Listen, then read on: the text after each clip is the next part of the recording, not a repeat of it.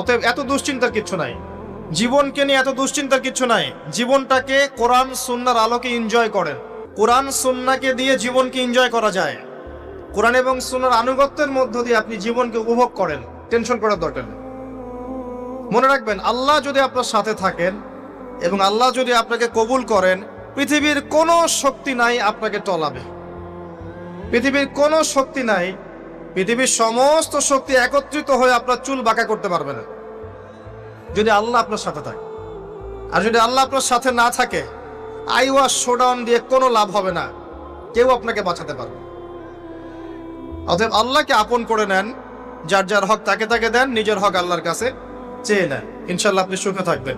এর আগে আল্লাহ পাক একা ছিলেন, আর কিচ্ছু ছিল না। হুয়াল আউয়াল ওয়াল আখির ওয়াজ যাহির ওয়াল বাতিন ওয়া হুয়া বিকুল্লি শাইইন আলিম, সূরা হাদীদ। আল্লাহ পাক একা ছিলেন, কোনো কিছু